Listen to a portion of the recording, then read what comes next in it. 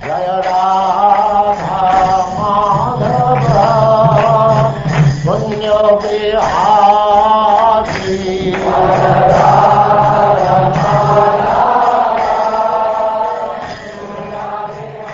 And now chapter 6. Maharaj Parikshit passes away.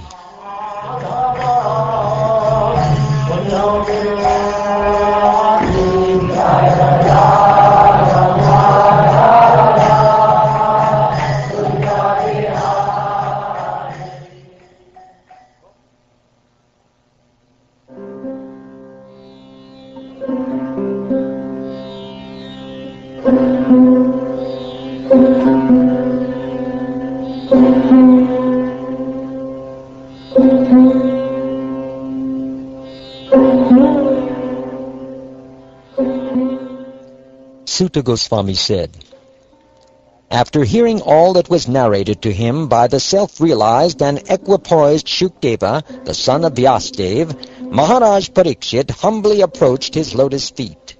Bowing his head down upon the sage's feet, the king, who had lived his entire life under the protection of Lord Vishnu, folded his hands in supplication and spoke as follows. He said, I have now achieved the purpose of my life, because a great and merciful soul like you has shown such kindness to me. You have personally spoken to me this narration of the Supreme Personality of Godhead, Hari, who is without beginning or end.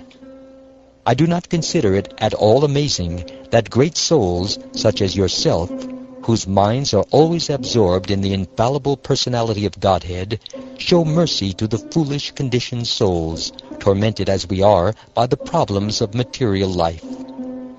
I have heard from you this Shrimad Bhagavatam, which is the perfect summary of all the Puranas, and which perfectly describes the Supreme Lord Uttama Shloka. My Lord, I now have no fear of Takshaka, or any other living being, or even of repeated deaths, because I have absorbed myself in that purely spiritual absolute truth which you have revealed and which destroys all fear. O Brahman, please give me permission to resign my speech and the functions of all my senses unto Lord Adhokshaja. Allow me to absorb my mind, purified of lusty desires, within him, and to thus give up my life.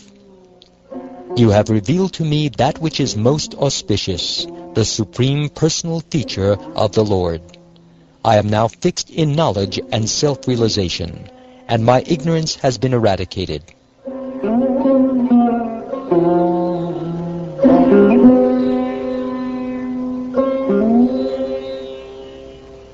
Thus requested, the saintly son of Srila Vyasadeva gave his permission to King Parikshit. Then, after being worshipped by the king and all the sages present, Shukdev departed from that place. Maharaj Parikshit then sat down on the bank of the Ganges, upon a seat made of darba grass, with the tips of its stalks facing east, and turned himself toward the north. Having attained the perfection of yoga, he experienced full self-realization and was free of material attachment and doubt. The saintly king settled his mind within his spiritual self by pure intelligence, and proceeded to meditate upon the supreme absolute truth.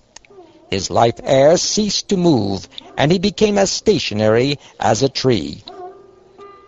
O learned Brahmins, the snake bird, Takshaka, who had been sent by the angry son of a Brahmin, was going toward the king to kill him when he saw Kashyapa Muni on the path. Takshaka flattered Kashyapa by presenting him valuable offerings, and thereby stopped the sage, who was expert in counteracting poison, from protecting Maharaj Parikshit.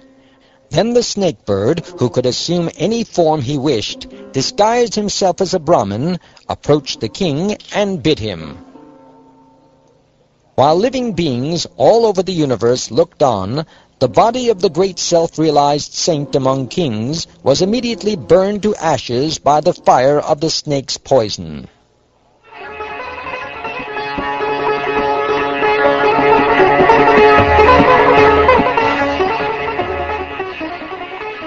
there arose a terrible cry of lamentation in all directions on the earth and in the heavens, and all the demigods, demons, human beings, and other creatures were astonished.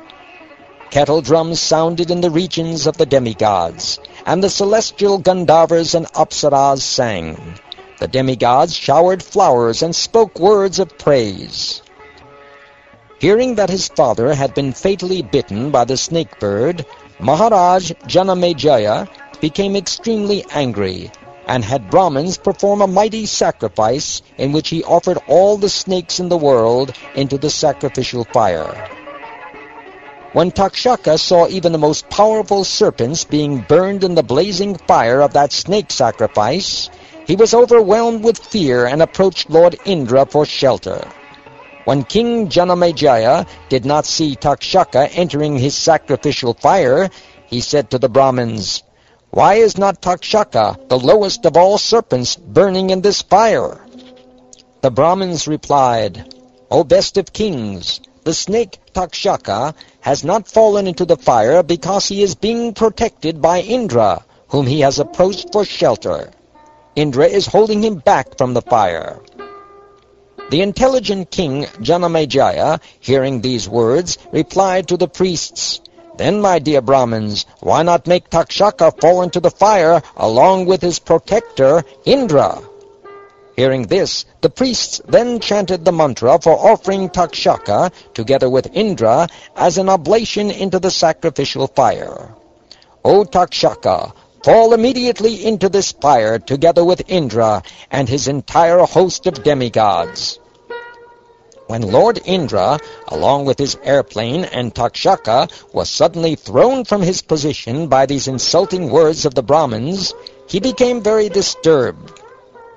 Brihaspati, the son of Angira Muni, seeing Indra falling from the sky in his airplane along with Takshaka, approached King Janamejaya and spoke to him as follows, "O king among men, it is not fitting that this king of snakes meet death at your hands, for he has drunk the nectar of the immortal demigods. Consequently, he is not subject to the ordinary symptoms of old age and death. The life and death of an embodied soul and his destination in the next life are all caused by himself through his own activity. Therefore, O king, no other agent is actually responsible for creating one's happiness and distress. When a conditioned soul is killed by snakes, thieves, fire, lightning, hunger, disease, or anything else, he is experiencing the reaction to his own past work. Therefore, my dear king, please stop this sacrificial performance, which was initiated with the intent of doing harm to others. Many innocent snakes have already been burned to death. Indeed, all persons must suffer the unforeseen consequences of their past activities."